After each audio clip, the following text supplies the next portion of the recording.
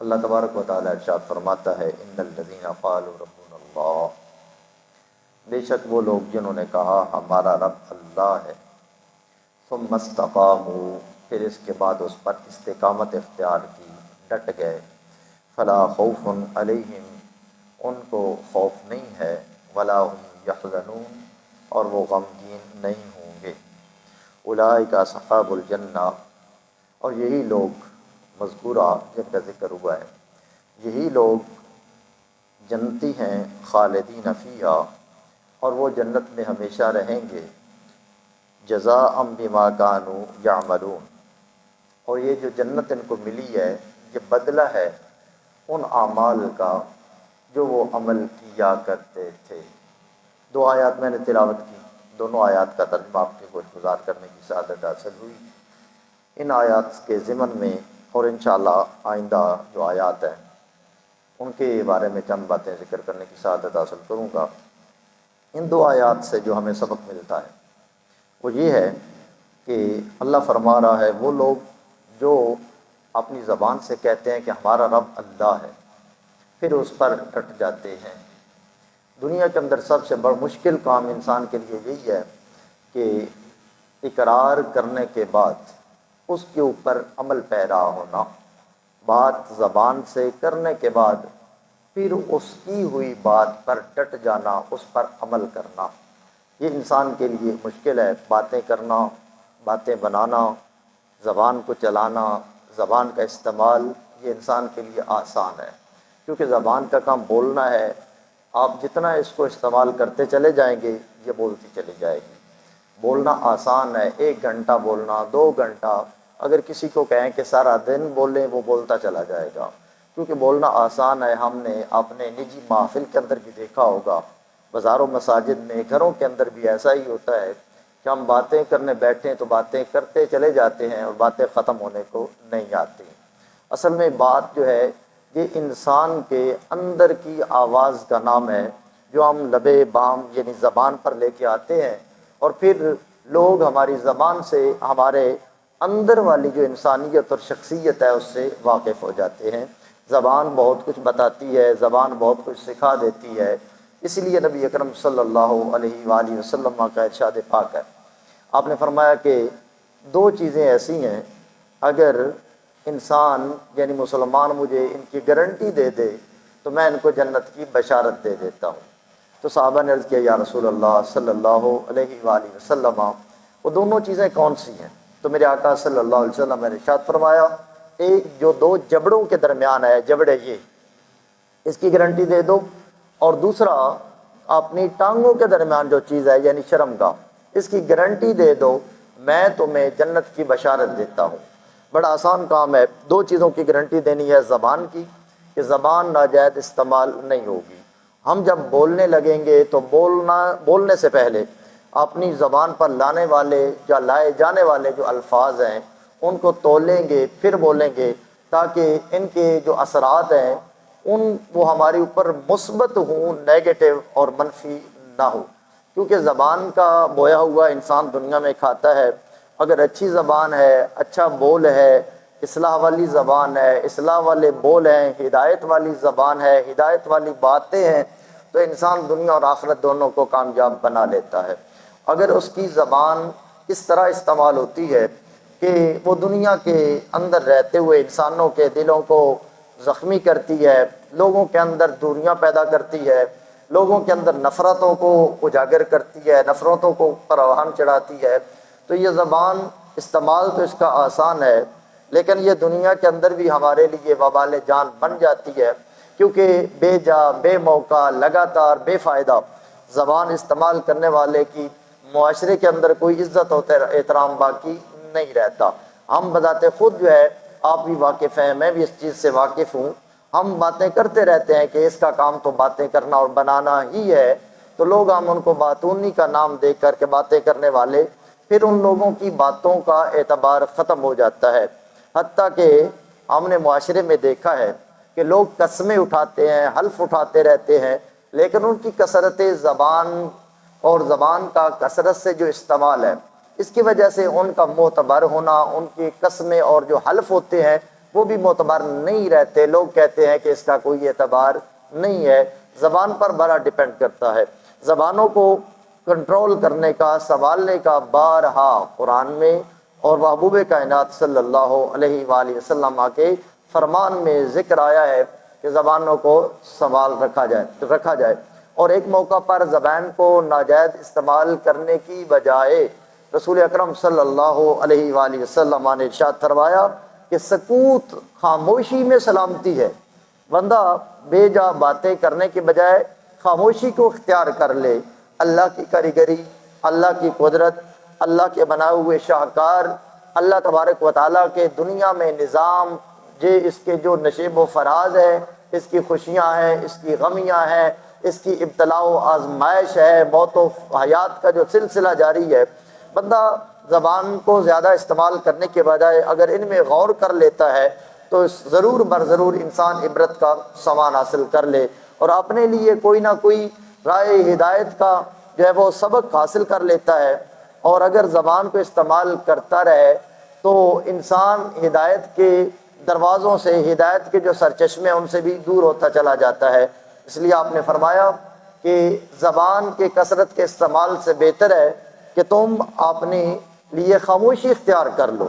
اگر بولنا ہے تو بے موقع بے محل مت بولے، زبان کا صحیح استعمال کرے۔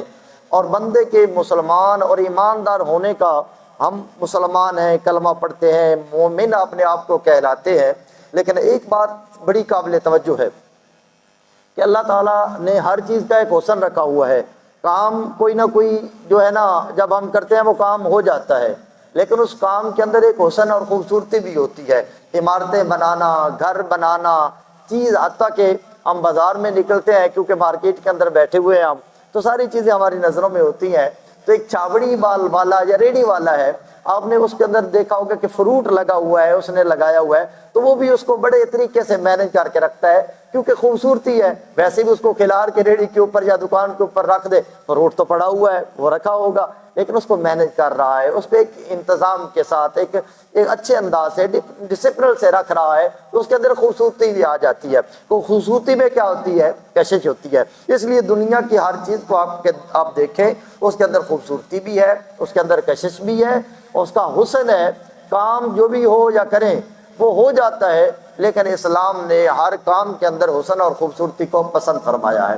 اسی طرح ایمان، ہم مومن ہیں، مسلمان ہیں، کلمہ پڑھتے ہیں، نمازیں ادا کرتے ہیں، روزے رکھتے ہیں، زکوٰۃ دیتے ہیں، ہدایت کے لیے کوشش ہر بندہ کرتا ہے کہ اللہ کو بھی راضی کر لے دنیا کے اندر رہتے ہوئے، لیکن میرے آقا صلی اللہ علیہ وآلہ وسلم نے ارشاد فرمایا من حسن اسلام المرء ترکہ ما لا یعنیہ، فرمایا کہ بندے کے اسلام کا حسن تب بنتا ہے کہ جب وہ لا یعنی اور بےہودہ اور بے فائدہ باتوں کو چھوڑ دیتا ہے۔ یہ اسلام کا اور ایمان کا رنگ و روغن ہے کہ اس کے اوپر رنگ اگر چڑھانا ہے، اور اگر آپ چاہتے ہیں کہ اسلام کے اندر ہماری مسلمانی کے اندر حسن آ جائے تو لا یعنی اور بے فائدہ چیزوں کو ترک کر دیا جائے، ان کو چھوڑ دیا جائے۔ یہاں رک کر جو ہے تھوڑی سی میں بات اور عرض کرنا چاہوں گا۔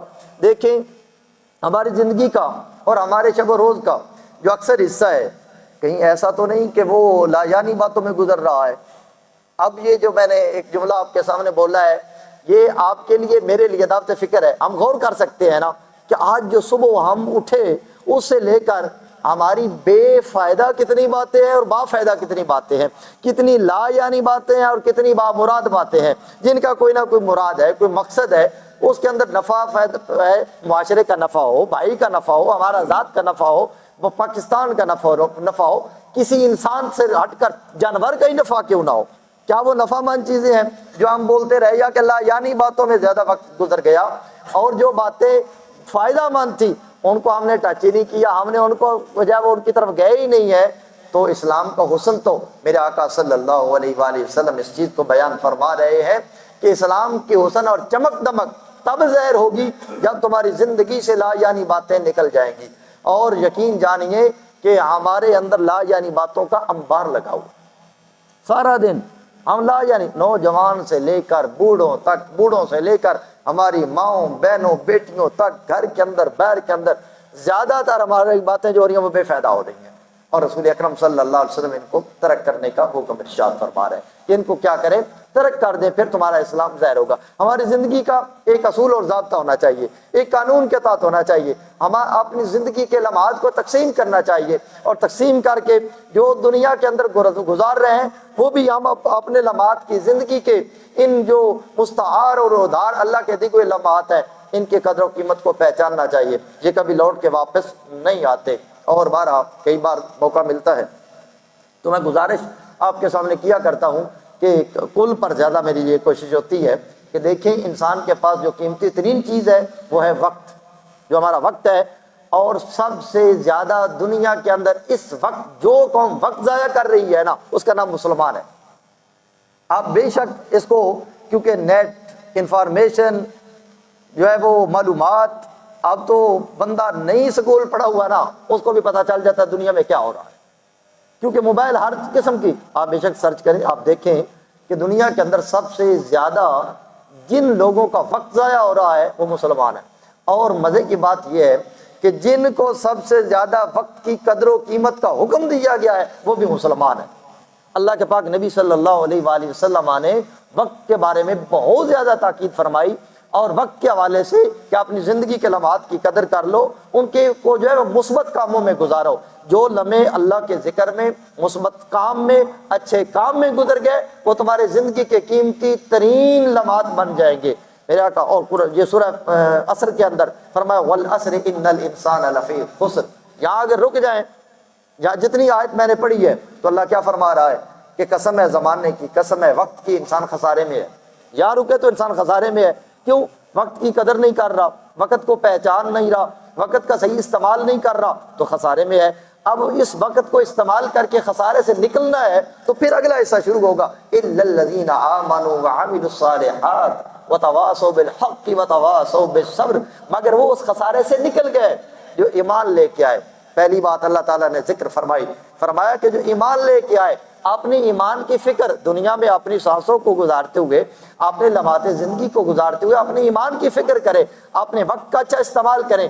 ہر جگہ پر چور، لٹیرا، ڈاکو، ایمان کو چھیننے والا جدھر موجود ہے، ہر وقت الرٹ اور فکر میں رہیں کہ کوئی میرے ایمان سے تو نہیں کھیل رہا، کوئی میرا ایمان تو نہیں چھین رہا۔ ان باتوں کی فکر کریں۔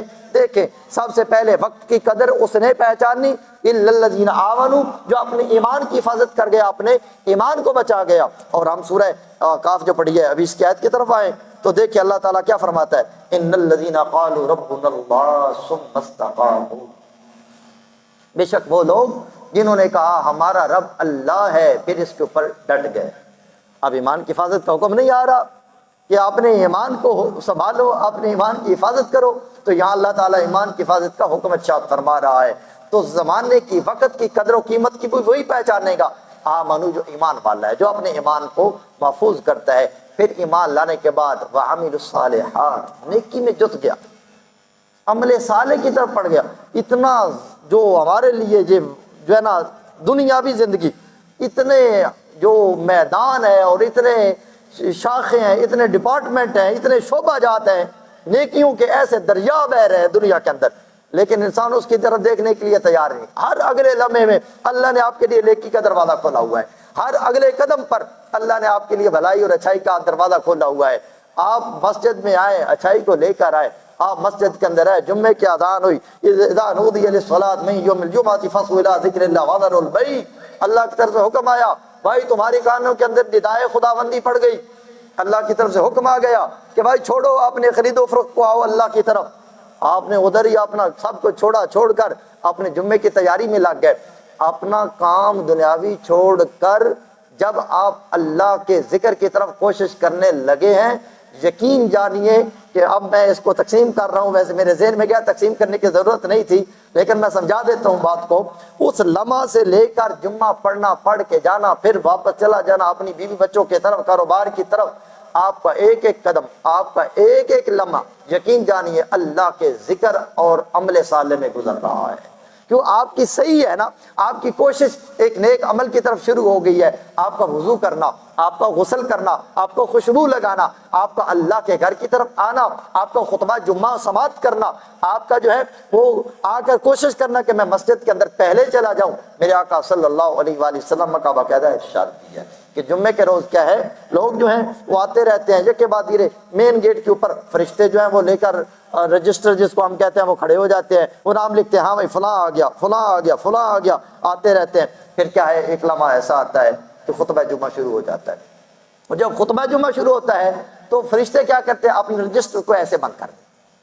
خطبہ جمعہ کے بعد فرشتوں نے اپنا رجسٹر کیا کر دیا، بند کر دیا۔ میرے آقا صلی اللہ علیہ وسلم کا ارشاد پاک ہے، اب بعد میں آنے والوں کا جو نام ہے اس رجسٹر کے بند ہونے کے بعد فرشتے سن رہے ہیں آ کر خطبہ جمعہ، تو یوں سمجھو کہ جمعہ کے وہ مفادات اور فضیلتیں جو تھی ان سے وہ محروم رہ گیا ہے۔ بعد میں آ کر وہ نماز کے اندر شامل ہوا، 2 فرض پڑھے، پھر بھاگ گیا۔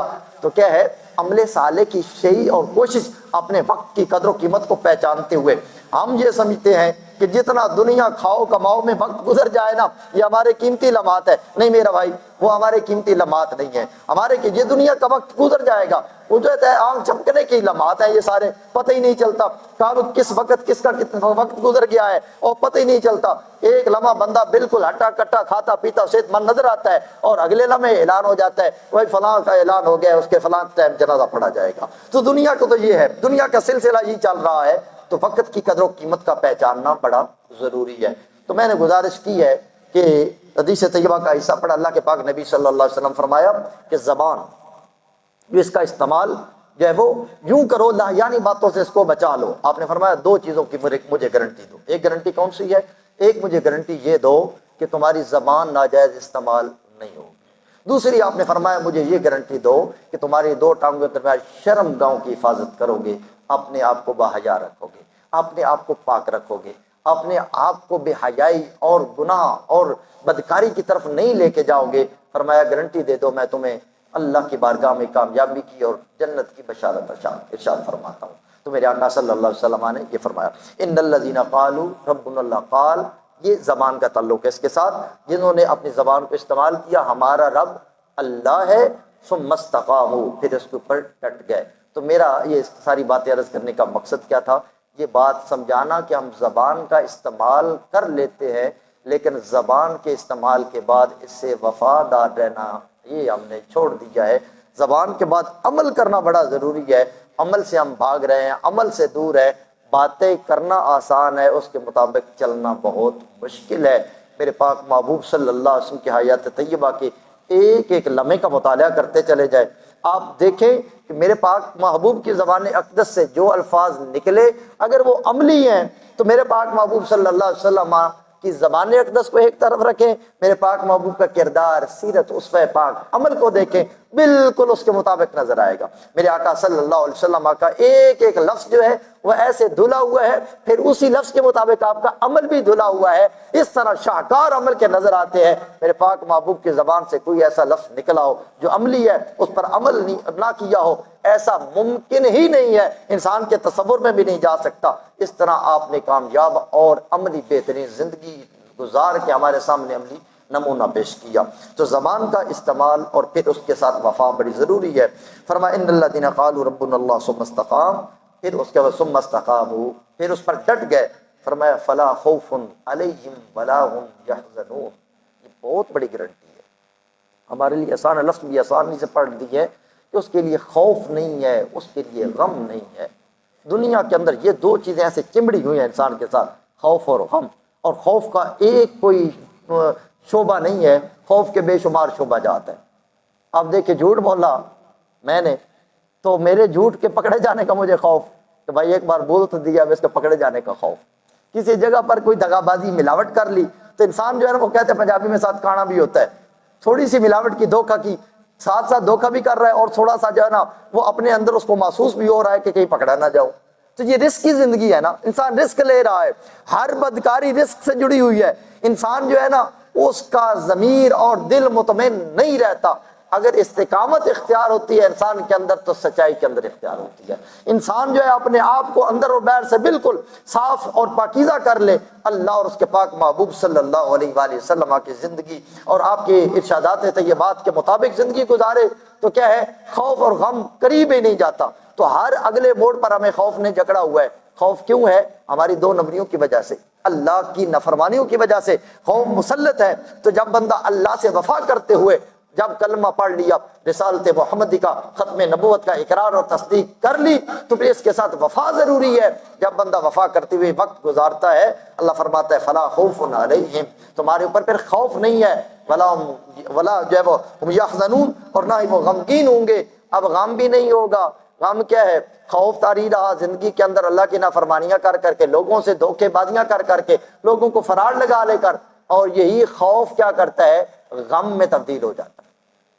یہ غم بھی لگتا ہے۔ اس کا غم کیوں ہو جاتا ہے کہ جب ہم دیکھتے ہیں کہ وہیں فلاں جگہ پر دھوکہ کیا اور پھر وہاں انسلٹ اور بےزتی کرا لی، پھر اب یہ غم ساتھ چمٹ گیا کہ بھائی دکھ ہے کہ کتنا رسوا ہو گیا ہوں، کتنی پریشانی کا سامنا کرنا پڑا، پھر غم لیے پھرتا ہے بندہ، فلاں جگہ پر فلاں دھوکے سے فلاں نقصان کر لیا، دنیا کا نہیں تو دین کا تو کر لیا، تو پھر غم انسان کے ساتھ چمٹ جاتا ہے۔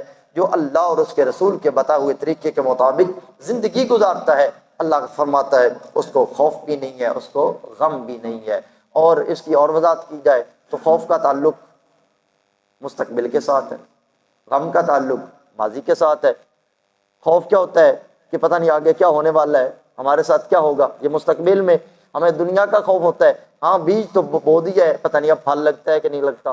کاروبار صبح گئے ہیں منڈی سے مالٹے فروٹ وغیرہ سیب خرید کے لے آئے ہیں، پتہ نہیں شام تک بکتا ہے کہ نہیں بکتا، اب خوف لیے بندہ پھر رہا ہے۔ اگر اس میں کیا ہے نقصان اٹھا گیا اور جو ہے وہ اس کے اندر انسان کے لیے کوئی شرمندگی کا چیز سبب بن گئی، اب وہ غم لیے پھرتا ہے کہ مجھے اس کا غم ہے کہ یہ کیوں ہو گیا، نہیں ہونا چاہیے تھا، یہ میرا نقصان نہیں ہونا چاہیے تھا، یہاں سے پریشانی کا سامنا کرنا پڑا، یہ نہیں ہونی چاہیے تھی، پھر غم لے کے بیٹھ گیا ہے۔ تو اللہ فرماتا ہے خوف و غم سے نکلنا چاہتے ہو تو ایک ہی کم ہے، جب اللہ کو مان لیا تو اللہ کے وفادار بن، بس سادی سی بات ہے۔ وفا سے زندگی گزارو، اپنی مزے سے زندگی گزارو، اللہ سے وفا کرتے ہوئے میرے پاک محبوب کی سیرت و کردار کو اپناتے ہوئے، پھر زمانے کا نہ خوف رکھنے کی ضرورت ہے نہ غم رکھنے کی ضرورت ہے۔ اللہ تبارک و تعالیٰ کیا ہے تمہیں جو ہے اس غم اور خوف سے پاک کر دے گا۔ جب ایسی زندگی گزرے گی تو اللہ فرماتا ہے اولئک اصحاب الجنہ، یہ لوگ ہیں جنتی۔ اب اگلا سرٹیفکیٹ کا مرحلہ آ گیا، جب اللہ کی بات مانی تو اس کا بدلہ بھی تو ملنا ہے۔ فرمایا یہی لوگ جو وفا کرتے ہوئے زندگی گزاریں گے ان کے لیے کیا ہے؟ جنت ہے، اور یہ جنتی ہیں خالدین فیہا، اور یہ جنتوں میں ہمیشہ رہیں گے، جزاء بما کانوا یعملون، یہ بدلہ ملا ہے ان کو جو وہ عمل کیا کرتے تھے۔ اس بات سے ہم دور ہو گئے ہیں، اور کئی بار میں گزارش کرتا ہوں کہ لوگوں ماننے کے بعد عمل سے ہم دور ہیں، اور عمل سے ہم بھاگتے بھی ہیں۔ ہم بشارات پر، خوشخبریوں پر ہاتھ اونچا کر دیں، نعرہ لگا دیں، اتنی بار آپ جو ہے وہ یہ کر دیں تو آپ جو ہے جنتی ہو جائیں گے، تو کیا ہے؟ میرا خیال ہے بشارات بھی ضروری ہیں، اللہ تعالیٰ نے بشارات بھی قرآن پاک میں دی ہیں، لیکن میرا جو ہے نا وہ عمل کے بغیر بشارت نہیں، بشارتے ہیں لیکن عمل کے بغیر نہیں ہے۔ ہم اللہ تعالیٰ کا فضل اپنا ہے، وہ جو چاہے کرے گا، لیکن جس کے ساتھ اللہ نے ہماری زندگی کو جوڑ دیا ہوا ہے نا وہ عمل ہے۔ نبی کریم صلی اللہ ما کسبت والیہ مکتسبت، سورہ بقرہ سٹارٹ میں جب وہ سورہ بقرہ کے اندر آتا ہے اس چیز کا کہ لہا ما کسبت والیہ مکتسبت، کسب ہمارے ساتھ جڑا ہوا ہے، اس کے لیے وہی ہے جو اس نے کمایا، اس کے اوپر وبال بھی وہی ہے جو اس نے کمایا۔ دونوں طریقے سے اچھا کیا تو وہ ہمارے لیے ہے، اگر برا کیا تو وہ بھی ہمارے اوپر مسلط ہو جائے گا۔ یہ کسب سے زندگی جڑی ہوئی ہے، تو اعمال سے ہم بھاگتے ہیں، عمل کے بغیر ہم کہتے ہیں کوئی فری میں ہم جنت کی بشارت دے دینا تو پھر ٹھیک ہے۔ اور کوئی ہے پیر صاحب کی بیعت کے بعد جو ہے پیر صاحب کہے کہ بھائی بیٹا آپ ہماری بیعت ہوگی، معاملہ حل ہو گیا ہے سارا، اس کے بعد نہ عمل کی ضرورت، نہ اچھائی کی ضرورت، نہ سچائی کی ضرورت، کسی کام کی ضرورت نہیں ہے، تو یہ ہم دھوکے کا ہمارے یہ شیطانی دھوکہ ہوتا ہے۔ فرمایا کہ جزا ملے گی بما کانوا یعملون، اس کی جو وہ عمل کیا کرتے تھے، تو اس لیے عمل کرنا انتہائی ضروری ہے۔ اس کے بعد جو ہے اللہ تعالیٰ فرماتا ہے وَوَصَّيْنَا الْإِنسَانَ بِوَالِدَيْهِ إِحْسَانًا، کہ ہم نے انسان کو وصیت کی اس کے والدین کے حوالے سے کہ وہ اپنے والدین پر احسان کریں۔ پہلی بات، اب عمل صالح میں سے جو اللہ تعالیٰ نے یہاں آگے احسان والدین کے ساتھ احسان کا ذکر فرما دیا کہ والدین کے ساتھ احسان کرو، والدین کے ساتھ اس نے سلوک سے پیش آؤ، والدین کے سامنے اونچا مت بولو۔ جس وقت سے پچھلے جمعے پر میں نے اشارہ کیا تھا کہ جس وقت سے ہم گزر رہے ہیں، لوگ والدین کی باتیں نہیں مانتے، دوستوں کی باتیں مان لیتے ہیں۔ والدین چیختے چلاتے رہتے، ان کی طرف کوئی دیکھنے کو تیار نہیں ہے۔ والدین کو شکوہ نہیں کرنا چاہیے، جن کی اولادیں ہیں ابھی وقت ہے وہ شکوے نہ کریں، وہ اولاد کی تربیت کریں۔ شکوہ کوئی حل نہیں ہوتا کہ میرا بیٹا میری بات نہیں مانتا، میری اولاد نافرمان ہوگی، بالکل بے فائدہ ہے، شکووں کا کوئی فائدہ نہیں ہے۔ کیا کریں؟ اپنی اولاد کی تربیت کریں، ان کو اللہ اور اس کے پاک رسول صلی اللہ علیہ وسلم کی قریب لے کے آئیں، ان کو اسلام کے قریب لے کے آئیں۔ اسلام کے اندر اللہ نے یہ تاثیر رکھی ہوئی ہے کہ کتنے کتنے بگڑے ہوئے لوگ ہوتے ہیں جن سے انسان توقع بھی نہیں کر سکتا کہ ہدایت کی طرف آئیں گے۔ اللہ نے قرآن کے اندر طہارت ظاہری اور طہارت باطنی کا وہ سامان رکھا ہوا ہے کہ جب بندہ قرآن کے قریب آتا ہے، میرے پاک نبی کی سیرت کے قریب آتا ہے، تو اللہ تعالیٰ ظاہری طور پر بھی بندوں کو پاک فرما دیتا ہے، ان کے اندر کی دنیا کو بھی صاف فرما دیتا ہے۔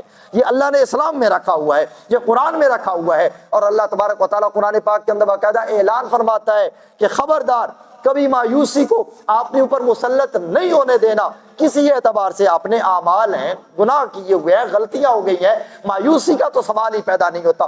اولاد نافرمان ہے، بات نہیں مان ہے، مایوسی کا سوال ہی نہیں پیدا ہوتا۔ اللہ کی بارگاہ میں پچھلی رات کو اٹھ کے تو جو ہے وہ اذان سے تھوڑا پہلے 2 نفل پڑھ کے سجدے کے اندر سر رکھ کے اسی رب کے ساتھ اپنی سرگوشیاں کریں، اس رب کو منائیں اور کہیں کہ یا اللہ، ہم تیری بارگاہ میں التجا کرتے ہیں، ہم دنیا کے دھتکارے ہوئے آپ تیری بارگاہ میں آ گئے ہیں، ہماری اولاد ہم سے دور ہو رہی ہے، ان کے دلوں کو پھیرنے والا تو ہے۔ دیکھنا کہ اللہ تبارک و تعالیٰ کس طرح آپ کی اولاد کو آپ کا فرما بردار بنا دیتا ہے۔ اللہ کی ذات کے ساتھ تعلق جوڑنے کی ضرورت ہے، اللہ کے پاک نبی کے قریب آنے کی ضرورت ہے۔ دنیا کا معاملات بدل جاتے ہیں، اس لیے یہ واقعات اور حالات تو ایسے ہی گزر رہے ہیں کہ اولاد والدین سے دور ہو رہی ہے۔ ہمارے لیے ضروری ہے کہ ہم اولادوں کو کیا کریں؟ قریب کریں، اور اولاد کے لیے لازم ہے کہ وہ اپنے والدین کے ساتھ حسن سلوک سے پیش آئیں۔ یہ حسن سلوک سے پیش آنا کون سکھائے گا؟ یا قرآن سکھائے گا یا مصطفیٰ کا فرمان سکھائے گا، اور کوئی نہیں سکھائے گا۔ قرآن سکھائے گا اور مصطفیٰ کا فرمان سکھائے گا۔ اب کہ اللہ تعالیٰ نے فرمایا کیوں کرنا چاہیے احسان والدین پر؟ فرمایا حملتہ امہ کرہا ووضعتہ کرہا، فرمایا اس کی ماں نے جب حمل کی صورت میں اس کو اٹھائے رکھا تو مشقت سے اٹھائے رکھا ہے، جب اس کو جنم دیا تو مشقت سے جنم دیا ہے۔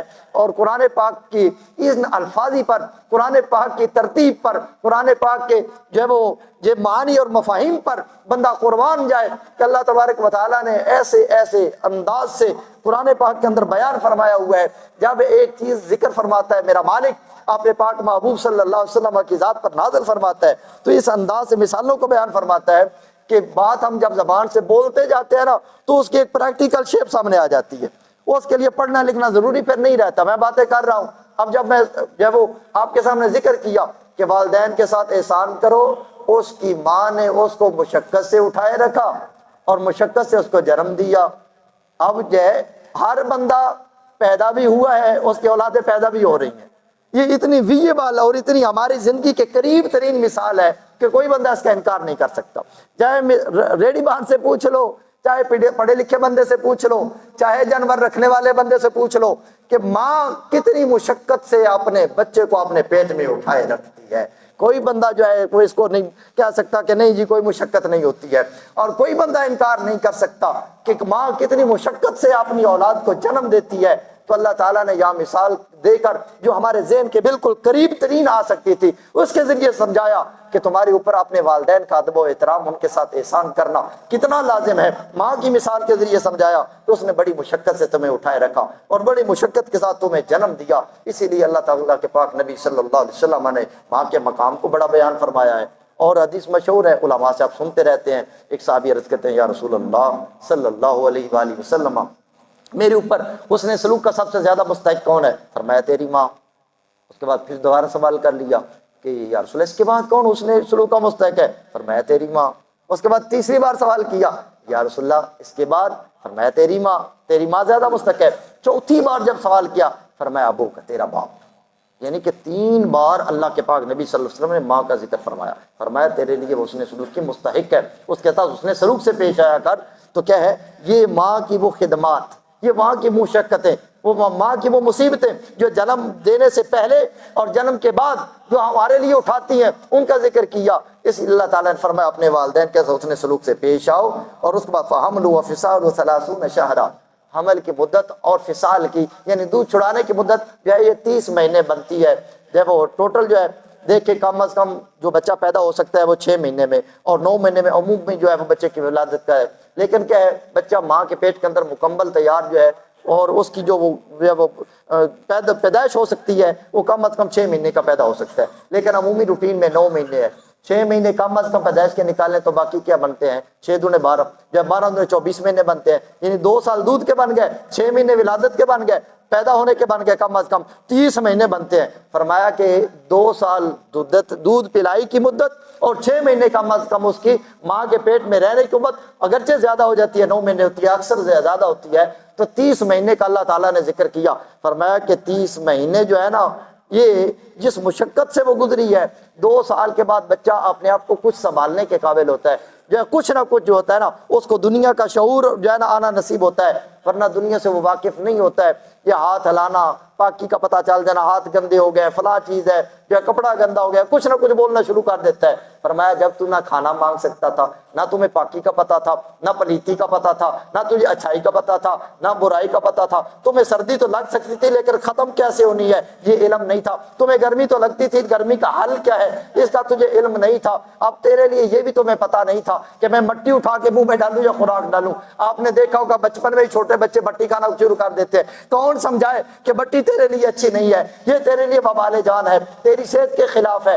ماں ہاتھ پکڑ کے کہہ دیتی ہے بیٹا مٹی کو کھایا نہیں کرتے ہیں، مٹی کھانے والی چیز نہیں ہے، فلاں چیز کھاؤ تیرے لیے بہتر ہے۔ تو یہ سارے مراحل جو 30 مہینے کا وقت گزرا، یہ تیری تربیت کرنے والا کون تھا؟ اور جب تو پیدا نہیں ہوا تھا اس وقت جو ہے وہ خوراک کا اور تیرے اپنی والدہ کا خون چوس چوس چوس کر جو ہے تیرا وجود تیار ہوتا رہا۔ تو اللہ تبارک و تعالیٰ ان 30 مہینوں پر انسان کو غور کرنے کا حکم دیتا ہے کہ ان پر غور کرو، سوچو کہ کس لمحات سے تو گزرتا رہا۔ پھر جب تھوڑا بڑا ہو جاتا ہے تو آج انسان نوجوان اپنے والد کے سامنے اکڑا ہوا ہے، وہ کہتا ہے نہیں میں تیری بات نہیں مانتا، تیری بات سننے کے لیے نہیں ہے۔ اچھا بات اگر دوست کی ریجیکٹ کرے گا تو وہ اپنے لیے شیم اور شرمندگی محسوس کرتا ہے کہ باہر نکلا تو دوست نے کہنا ہے میں نے تمہیں بلایا تھا تو آیا نہیں ہے۔ بھائی چند لمحے جوان ہونے کے بعد اپنی دوستی کو پروان چڑھانے والے، اپنی دوستی کی لاج نبھانے والے، اپنی دوستی سے وفا کرنے والے، اس سے وفا کر کہ جب تو نہیں تھا تو کس کے وجود میں پلتا رہا، جب تو بن گیا تو جس نے اپنی نہ خوشی دیکھی، نہ غمی دیکھی، نہ سردی دیکھی، نہ گرمی دیکھی، نہ اپنے وجود کی صحت کی طرف دیکھا، اس کو فکر لگی ہوئی تھی تو صرف ایک لگی ہوئی تھی کہ کہیں تیرا نقصان نہ ہو جائے، تو کہیں پریشان نہ ہو جائے۔ اب اس کے ساتھ وفا نہیں ہے، دوستی کے ساتھ وفا چل رہی ہے، دوست کی وفا نبھانے کے لیے تیار ہے۔ 2000 نہیں لاکھوں دوستوں کی وفاؤں کو والدین کی عزت اور آبرو پر اور ان کے حکم پر قربان کیا جا سکتا ہے۔ سب سے پہلے والدین کا حکم ہے، فرمایا اس کی والدہ نے اس کو اٹھائے رکھا اور حمل و فصال کی مدت 30 شہر یعنی 30 مہینے ہے، حتی اذا بلغ اشد و بلغ 40 سنہ، یہاں تک کہ وہ اشدہ اپنی مضبوط عمر کو پہنچ گیا۔ مضبوط عمر کا آگے اللہ نے وضاحت کر دی، وبلغ 40 سنہ، وہ 40 سال کو پہنچ گیا۔ جب بندہ تقریباً 12 سال کا ہوتا ہے، 12 سے 15 سال کا مرد جو ہے بچہ وہ بالغ ہو جاتا ہے، بچی کے لیے 9 سے 12 سال کی مدت ہے، اس کے اندر بالغ ہو جاتی ہے۔ یہ اشد کی عمر جو ہے بلوغت کی عمر تقریباً مانی جاتی ہے کہ مضبوط ہو جاتا ہے، نفع نقصان کی سمجھ آنا شروع ہو جاتی ہے۔ اور فقہ کے اندر 25 سال کا جب بندہ ہو جاتا ہے تو اس کو اختیارات دیے جا سکتے ہیں کہ 25 سال کا جب بچہ ہو گیا ہے تو وہ اپنا مال یا جائیداد اس کا ہے، وہ کہتا ہے کہ میرے ہینڈ اوور کرو، مجھے دے دو، میں اپنے نفع نقصان کا مالک ہوں، تو اس کے حوالے کر دینی چاہیے۔ 12 سال جب بندہ بالغ ہو جاتا ہے اس وقت تک دین جو ہے تھوڑی احتیاط کرتا ہے کہ اب کیا ہے، بالغ تو ہو گیا ہے، یہ شادی کے قابل تو ہو گیا ہے، لیکن زندگی کی اس نے ٹھوکریں ابھی نہیں کھائی، زندگی کے تجربات سے بھی گزرا نہیں ہے، اس لیے کچھ ٹھوکریں کھا لے، تھوڑا وقت گزر جائے، ابھی کمانے کی طرف آئے یا ہمیں کماتا ہوا دیکھ لے، تاکہ زندگی کے تجربات اس کو آئے، اس کو پتہ چلے کہ نفع کیا ہے نقصان کیا ہے، مصیبت کیا ہے، تنگی کیا ہے، بیماری کیا ہے، صحت کیا ہے، لوگوں کے رویوں کو فیس کس طرح کرنا ہے۔ تو ان چیزوں سے گزر کے کوئی 10-12 سال جب ٹھوکریں کھا لے گا نا تو 25 سال کو پہنچے اس کو پتہ چل جاتا ہے، پھر اپنے نفع نقصان کا کیا بن جائے، مالک بن جائے، اس کی جائیداد اس کے حوالے کی جاتی ہے، فقہ کہتی ہے اس کے حوالے کر دیں۔ اس کے بعد انسان ٹھوکریں کھاتا حتی بلغ 40، پھر وہ کیا ہے، وہ 40 سال کی عمر کو کیا ہے وہ پہنچ جاتا ہے۔ تو جب 40 سال کو پہنچتا ہے تو اللہ تبارک و تعالیٰ نے اس کے رویے کے اندر ہونے والی تبدیلی کا ذکر کیا ہے، جو اس کے رویے کے اندر چینجنگ آتی ہے نا اس کا ذکر فرمایا کہ 40 سال کو پہنچا، قال رب اوزعنی۔ اب کیا کہہ رہا ہے انسان، آپ میں سے ہر ایک جو سفید ریش ہے ان کے لیے یہ بات ہے کہ دیکھیں ایسا جذبہ ہے کہ نہیں ہے، کیا قرآن سچ فرما رہا ہے، قرآن پاک کے الفاظ جو اللہ کا کلام ہے واقعی سچ فرما رہا ہے کہ ہمارے جذبات چینج ہوئے کہ نہ ہوئے، اللہ نے ہماری زندگی کے اندر کوئی چینجنگ اور تبدیلی پیدا کی کہ نہیں پیدا کی۔ مجھے تو یقین ہے کہ ہر بندے کے اندر یہ تبدیلی موجود ہوگی اور وہ محسوس کر رہا ہوگا کہ جب 40 سال سے جو اوپر ہے نوجوان جو ہے وہ پچھلی جو بات کی ہے اس کو سوچے، اپنے والدین کی قدر و قیمت کو پہچانے، جو ہے وہ بڑھاپے کی طرف مائل ہو رہے ہیں جن کی عمر 40 سے ابو ہے یا 40 کے قریب جا رہی ہے، وہ ایک زاویہ نگاہ سے سوچیں جو اللہ ذکر کر رہا ہے قرآن پاک کے اندر۔ بندہ کیا کہتا ہے، قال رب اوزعنی، کہتا ہے اے میرے رب اب مجھے توفیق دے دے ان اشکر نعمتک التی انعمت علی، کہ میں تیری نعمتوں کا شکر کروں جو تو نے میرے اوپر کی ہے۔ اب یہ جذبہ دیکھیں آتا ہے کہ نہیں آتا کہ یا اللہ تیرا شکر کو، الحمدللہ بچے دیوں، جائیداد ہے، کاروبار اچھا چل رہا ہے، شکر ہے مالک کا۔ میں نے بزرگوں کو دیکھا ہاتھ دونوں جوڑ کے شکر ہے، ایسے کر رہے ہیں مالک تیرا شکر ہے۔ یہ میں کئی بار دیکھتا ہوں، آپ بھی دیکھتے ہوں گے کہ جب جو ہے نا اللہ کی نعمت پہ لوگ آتے ہیں اور اپنی جو ہے نا وہ زندگی سے حصہ کراس کرتے ہوئے دیکھتے ہیں تو ہاتھ جوڑ لیتے ہیں رب کے سامنے، مالک تیرا شکر ہے، مالک ہمیں توفیق عطا فرما، ہم تیرے سامنے جھکے رہیں۔ اگر اس عمر میں بھی کسی کو یہ شوق پیدا نہیں ہوا اور وہ اس بات کی طرف نہیں آیا کہ یا اللہ مجھے توفیق عطا فرما دے کہ میں تیری نعمتوں کا شکر ادا کروں، وہ خود سے جو سوچے۔ اب اس کے بارے میں ذکر یا بات کرنے کی ضرورت نہیں ہے کہ 40 سال کے بعد بھی جو قرآن بیان کر رہا ہے کہ اس عمر میں تو ہر بندہ اس طرح آ جاتا ہے، وہ آ کر اللہ کی بارگاہ میں عرض کرتا ہے کہ یا اللہ جو نعمت میرے اوپر کی ہے اس کا کیا کہے، مجھے توفیق عطا فرما دے کہ میں اس کا شکر ادا کروں۔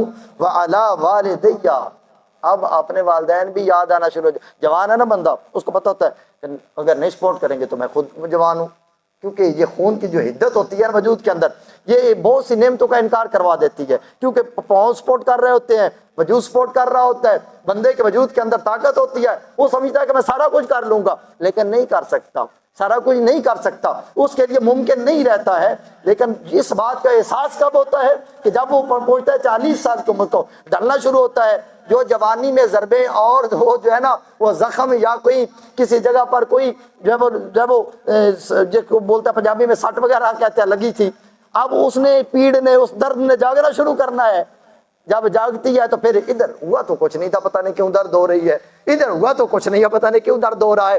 یہ جوانی کے جو کبھی تو وہ مصیبتیں اور تکالیف کو جو ہے وہ محسوس نہیں کرتا تھا، چوٹ لگتی تھی اٹھ کے کھڑا ہو جاتا تھا، کہتا تھا کچھ نہیں ہوا، اب وہی دردیں جاگنا شروع ہوئی تو اس وقت پتہ چلتا ہے کہ میں تو آہستہ آہستہ انہی ضربوں کی زد میں آ گیا ہوں، انہی تکلیفوں کی زد میں آ گیا ہوں جو پہلے کبھی محسوس نہیں کیا کرتا تھا۔ اب کیا جب آئی تو کہتا ہے کہ یا اللہ شکر کی توفیق عطا فرما، اور ساتھ کہتا ہے وَعَلَىٰ وَالِدَيَّ، میرے اوپر تیرے انعامات جو ہوئے ان کا شکر بھی میں ادا کروں، جو میرے والدین پر ہوئے ان کا بھی شکر میں ادا کروں۔ کیوں بھائی کیوں پریشانی آ گئی ہے؟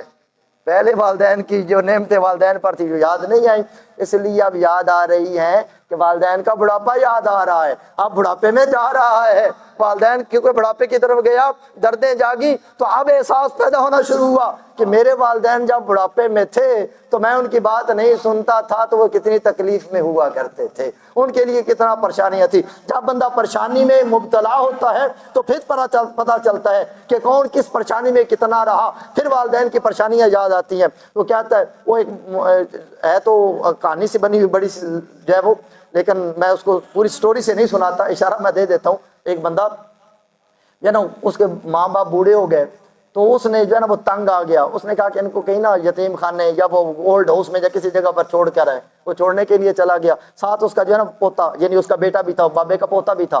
اب وہ گیا تو وہاں اس کو چھوڑ کے واپس آنے لگا تو غالباً جو ہے وہ کوئی کمبل وغیرہ یا کوئی ساتھ چیز تھی تو واپس مڑنے لگا تو اس نے کہا کہ بابا اس کو کمبل دے کے جا رہا ہے تو اپنے لیے آدھا کاٹ لو.